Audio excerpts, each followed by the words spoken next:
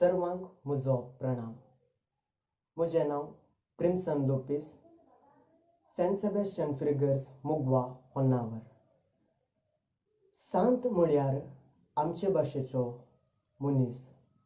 तांणी तांचें जीवन देवा खातीर समर्पून भाग्यवंतपणी जिवन आसलो एक मनीस.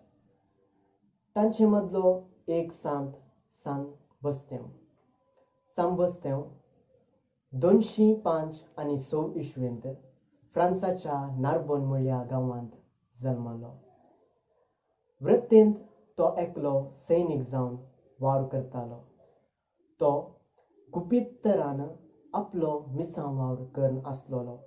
गुपीत तरान तो गरीब लोकांक कुमोग करतालो आनी तांकां विश्वासान रावूंक सांगतालो. ताणें करचे मिसां वावराची खबर त्या गांवच्या रायाक पावली आनी त्या रायान ताका रुखाक बांदून बाणांनी मारलो. त्या रायाक ताणें सांगलें, "तुमी म्हज्या कुडीक घाय करतात, पूण म्हज्या मनांत आसलोलो विश्वास तुमचे लागीं काडूंक जायना."